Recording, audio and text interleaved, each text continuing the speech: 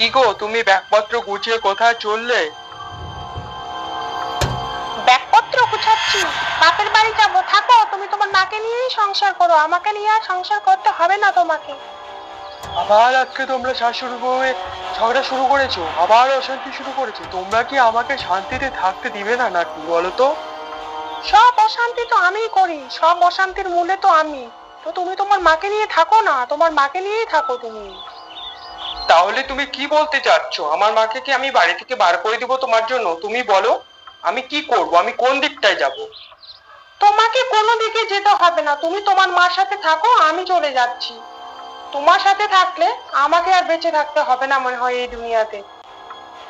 আচ্ছা আচ্ছা, ঠিক আছে, আগে বলো কি নিয়ে অশান্তিটা হয়েছে, কি নিয়ে অশান্তি শুরু হয়েছে, আগে তুমি বলো, সেটা বলো। সবকিছু কাজ শেষ করে আমি একটু সবাই বসে একটু ফোনটা টিপছিলাম, ওটাই ওনার চোখে পড়ে গেল।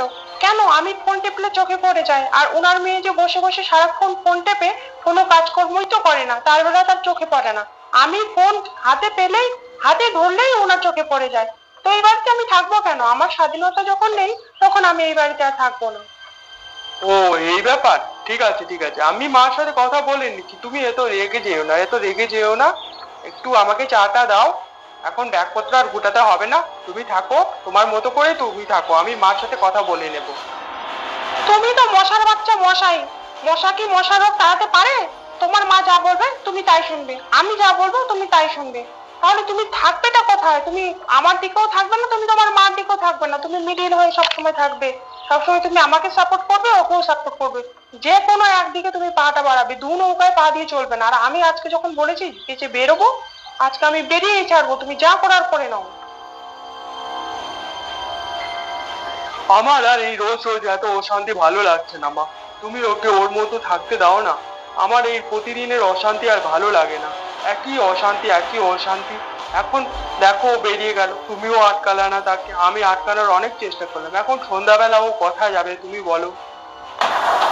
শোন, বউয়ের কথা শোনে না আমার কাছে তুই নালিশ করতে আসবি না, বলে দিলাম।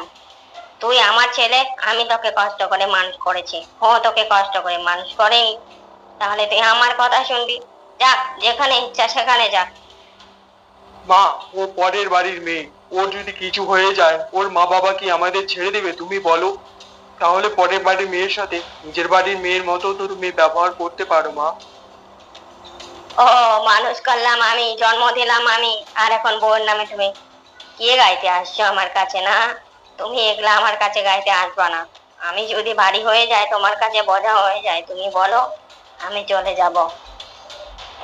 বলছি, মাকে তো বুঝিয়ে বলেছি আর তোমার সাথে ওরকম ব্যবহার করবে না। তুমি চলো না গো, চলো। আর এত জেদ করে বসে থেকো না। সেই আর কি, আমি যাই আবার তোমার মা ওরকম শুরু করুক। মানে আমাকে তোমরা কি পেয়েছো? আমি যতবার যাব তুমি, আমি যতবার বাপের বাড়ি যাওয়ার চেষ্টা করবো ততবার তুমি আটকাবা, ততবার তুমি ফুসলায় ফাসলায় নিয়ে যাবা, তোমার মা ওরকম করবে না, আবার তোমার মা ওরকম শুরু করবে। আমি কি খুঁটি তোমরা নাকি? বলছি কি, প্লিজ আরেকবার সুযোগ দিয়ে দেখো মাকে। আর আমাকে আরেকবার সুযোগ দিয়ে দেখো। দেখো, আমি অফিস থেকে অনেক ক্লান্ত হয়ে ফিরেছি, তারপর তোমাদের এত অশান্তি কিন্তু আমার আর ভালো লাগছে না। মনে হচ্ছে আমি তোমাদেরকে ছেড়ে ছেড়ে চলে যাই। আমার জন্য যখন তোমাদের দুজনের অশান্তি, না এদিকে পারছি না ওদিকে পারছি, আমার হয়েছে যত জ্বালা।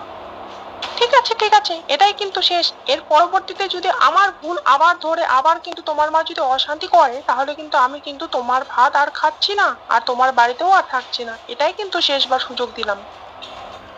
কি রে ঝুমা, তুই ডাকলি যে হঠাৎ করে আমাকে? আর বলিস না রে, ভালো লাগে না আমার আর। এত অশান্তি বাড়িতে, বাড়িতে মনটা টিকছিল না, তাই ভাবলাম যে তোর সাথে মিট করে একটু দেখা সাক্ষাৎ হলে ভালো লাগবে, তাই তোকে ডাকছিলাম দেখার জন্য। বাড়িতে কিছু ঝামেলা টামলা হয়েছে নাকি তোর? হ্যাঁ রে, এ বাড়িতে না আমার শাশুড়িটা না খুবই অশান্তি করে রে। আমি বসে থাকলে ওর চোখে পড়ে, কাজ করলে চোখে পড়ে না। আমরা যদি স্বামী স্ত্রী একটু ঘুরতে যাই তাহলে চোখে পড়ে। আরে আমি বুঝি না, আমারটাই কেন চোখে পড়ে। আর ওর মেয়েটা সারা এখানে আসে, ওর বরের সাথে হাত ধরে ঘুরে বেড়ায়, খায় দায় ফুর্তি করে, সেটার বেলায় কোনো দোষ নাই। আমি যদি একটু হাত ধরে ঘুরতে যাই তাহলেই উনার হয়ে গেছে আমি নাকি বারখাবাজি। আরে এখন সব জায়গায় এরকমই অবস্থা রে, সব শাশুড়িরা এরকম।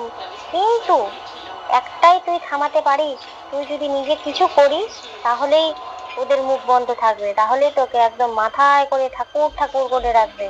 তুই কাজ না করলেও কিছু বলবে না। যেরকম আমি দেখ, আমি আগে বিয়ের পর কিছু করতাম না, আমাকে কত খোঁটা দিত আমার শাশুড়ি আমার বর। কিন্তু এখন যেই নিজের পায়ে দাঁড়াই গেছি, এখন আর শাশুড়ি হাজব্যান্ড কেউ কিছু করে না আর কেউ কিছু বলেও না। তো আমি তোকে একটা অফার দিতে পারি, আমাদের অফিসে কিন্তু এখন লোক নেওয়ার চান্স আছে। তুই যদি বলিস তাহলে তোর জন্য কথা বলে দেখতে পারি আমি। তুই কি করবি কাজ বল? এই সংসার থেকে মুক্তির একটাই রাস্তা, নিজে আগে নিজের পায়ে দাঁড়াও, তারপর শালা বিয়ে শাদী করো, নাহলে আগে বিয়ে শাদী করলে এই ঝামেলাগুলো পোয়াতে হবে। ঠিকই বলেছিস রে, এই শাশুড়ি বউয়ের অশান্তি থেকে একটাই মুক্তি, যেটা হচ্ছে নিজের পায়ে দাঁড়ানো। এই স্বামীর চাকরি রেখে বিয়ে করে লাভ নেই। শালা স্বামীর চাকরি থেকে বিয়ে করে আজ আমার এই হাল, এই অবস্থা। কেউ কারুর নয়, নিজের টাকা তো নিজেরই হয়। কেউ কারুর সম্বল দিবে না, নিজের সম্বল আবার কেউ নিতেও পারবে না। তুই একদম ঠিক বলেছিস রে বন্ধু, হয়ে এত সুন্দর পরামর্শ দেওয়ার জন্য তোকে অনেক অনেক ধন্যবাদ রে। ঠিক আছে, তুই কথা বলে দেখ, আমি নিজেও কাজ করব। আর এই সংসারের মধ্যে আবদ্ধ হয়ে ওদের গাধার খাটনি খাইতে আর তো আমি নাম পাবোই না, বুঝে গেছি। এটাই শুধু বোঝার বাকি ছিল। মা যতই হোক মাই হয়, আর পরের মাকে যতই তেল মশলা দিয়ে বাসায় মাসুল দাও না কেন, তাও শালা নিজের মা হবে না, আর নিজের মার মতো ব্যবহারও করবে না। কোথায় যাওয়া হয়েছিল যে এত তাড়াতাড়ি আসা হলো? কটা বাজে? দেখা হয়েছে করতে? আরে মা, দেরি হবে না। আজকে বিশাল বহুত খুশির খবর, আমি একটা চাকরি পেয়ে গেছি। কি বললে বৌমা, চাকরি পেয়ে গেছো তুমি? এ তো বিশাল খুশির খবর। নিজেকে ভালো রাখার জন্য তো এর থেকে বিশাল আর খুশির খবর হতেই পারে না। এত ধোঁকা পায়ে আর এত শিক্ষা পায়ে আজকে এই পরিস্থিতিতে আসা আমার।